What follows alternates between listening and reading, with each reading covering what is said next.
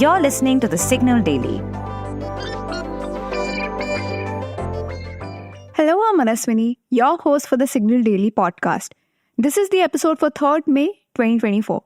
For the first story, we are looking at Tesla's woes yet again. And this time around, the EV maker is revoking internship offers. Listen in to find out the reason. And for the second segment, we are talking about the spat between daily news publications in the West and AI companies. We'll also be joined by Roshni Nair, Executive Director at The Signal, to share her views on this conflict. Tesla is on a layoff spree, and honestly, this doesn't come as a surprise. The entire tech industry is in the midst of a wave of layoffs. For instance, in April alone, as many as 21,473 employees across 50 tech companies got the pink slip. Among these were Elon Musk's Tesla, which let go of 14,000 employees, while Apple reduced its workforce by nearly 600 people. Additionally, Getir, a Turkish company known for its quick delivery services, closed its operations in the US, the UK, and Europe, resulting in over 6,000 job losses. Simply put, it sucks to be an employee in the tech industry right now. But why are tech firms laying off so many employees? Well, it's a simple cost-cutting measure, and seems like Tesla is leading the charge. But the cuts go beyond just current employees. In a surprising development, Tesla has also rescinded job offers for prospective interns set to join the company this summer. In fact, according to a Bloomberg report, the situation at Tesla could worsen, with Musk considering further cuts to the workforce, potentially aiming for a reduction of 20%. And okay, laying off employees is a part of cost-cutting measures, especially amid EV sales slump around the world and Musk betting big and spending big on robotaxis. But the question is, does revoking intern offers actually help? Because as Bloomberg pointed out, one of the positions it was offering was an unpaid one. And Tesla anyway typically pays $18 to $28 per hour based on Glassdoor data. So it's unlikely that Tesla will save much money with this decision. However, this move might disrupt Tesla's hiring process because usually the EV maker hires about 3,000 interns every year across various departments. But now that it's leaving students and applicants high and dry, it might risk losing access to a pool of talented and motivated individuals who often transition into full-time roles within the company. And when companies start revoking intern offers, it's also a sign of deep trouble. But the difficulties Tesla is facing right now aren't exactly breaking news, because as we highlighted last month, the company is grappling with a lack of leadership, a decrease in EV sales, and a drop in market share from 62% in early 2023 to 51% today. Moreover, it's contending with fierce competition from legacy automakers such as Ford, GM, and Volkswagen, who are rolling out more budget-friendly electric models. Plus, even Chinese electric vehicle firms might be casting a shadow on Tesla's aspirations in the electric vehicle sector. So the question is, what can save Elon Musk's Tesla? Robotaxis? Well, as a Financial Times report suggests, Tesla's autonomous driving software still requires drivers to remain attentive and in control. So it's uncertain whether robotaxis alone can significantly improve Tesla's prospects this year. For our second segment, we are going to bring you deep dives on stories from the world of technology, business, policy, and anything that leaves you with food for thought. To sue or not to sue? That seems to be the question in the publication industry right now.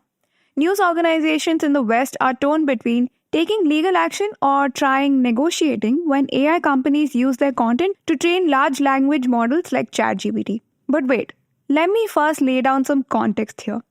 In the latest development, Alden Global Capital is taking legal action against OpenAI and Microsoft, claiming they have been using news articles without permission to train their AI chatbots. Alden Global Capital's newspaper portfolio comprises of 8 daily news publications who have collectively sued OpenAI over copyright issues in the Southern District of New York. The complaint basically states that these chatbots are displaying full paywalled articles without giving credit to the source. So readers are getting the scoop for free, which means fewer people feel the need to subscribe to support the newspapers. So basically it's hitting these papers where it hurts the most. both in subscription revenue and the money they could have been making from licensing their content. But this isn't exactly new. In late 2023, the New York Times, with a long history spanning 172 years, filed a lawsuit in a federal court in New York against OpenAI and its primary investor Microsoft for similar reasons. While the latest lawsuit isn't exactly asking for monetary compensation yet, the New York Times, as per the lawsuit, requested the court to compel tech companies to delete datasets containing its copyrighted material, along with billions of dollars it aims to recover in damages. But didn't we all see this coming? Sooner or later, media giants were bound to drag OpenAI to court over the tangled mess that is copyright, especially when it comes to AI creations like ChatGPT. And if you look at the bigger picture, these legal battles might change how news organizations get paid for their content in the AI age. Because for years, they have depended on ad revenue from search results. But now, generative AI tools could threaten that traffic. But remember how I told you in the beginning the conundrum of whether to sue or negotiate a deal? So here's the thing. Other major publishing companies are making agreements with AI firms under the radar. For instance, German conglomerate Axel Springer, which owns Business Insider and Politico, has inked deals with OpenAI, as has the Associated Press. And the latest to join this party is Financial Times. In this deal, according to the Financial Times press release, readers will get to see summaries, quotes, or links from their articles in ChatGPT. Plus, any responses generated from FT sources will be clearly credited to the publication. Even the Associated Press allows OpenAI to use its articles to train ChatGPT. But with over 8 daily publications taking OpenAI to court, why are some news companies choosing to strike deals instead? Well, it might be because of the tough business conditions media publishers are facing. Also, who isn't trying to leverage AI these days? However, to get a better understanding of this situation, we spoke to Roshni Nair, executive editor at The Signal, and an expert on all things tech and AI. Here's what she had to say. So the thing to know about AI companies and media publications striking deals is that it's not really hunky-dory. You do have two scenarios. Scenario one is where publications like the New York Times and a bunch of other smaller publications in the US like Denver Post, etc., sue AI companies for not compensating them or for, copyright infringement because they use their articles and all their data to train AI models. Scenario two is where the publications are like, okay, this is going to be the reality going ahead, so why not make money from it? In scenario two, you have publications like Financial Times and Axel Springer actually saying, hey, okay, we'll give you what you need to train your models or whatever, or even regurgitate our content in your chatbots, but you have to pay us for it.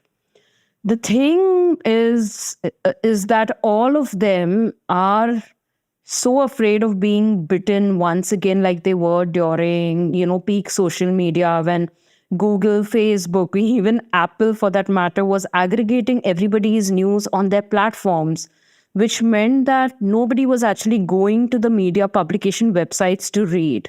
So in existing deals, let's say Financial Times, the deal that has struck with OpenAI, for example, I believe one of the caveats is that you have to link back to the original article so people can go and read. The problem is that I don't know how many actually do that. If you're going to be presented with everything in front of you in one window, and if you don't need to exit, if you already have the URL to give credit, I'm not really sure what the clickback rate is going to be.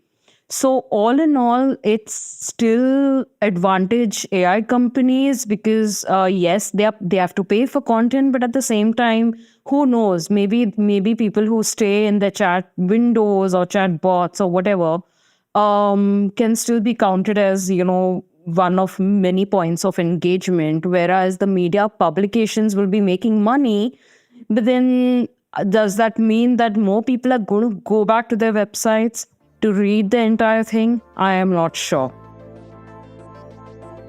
If you like listening to The Signal Daily, please show us some support. Rate us and review us on Apple Podcasts and Spotify. We'd love to hear what you have to say about this podcast. So feel free to shoot an email at hello@thesignal.co.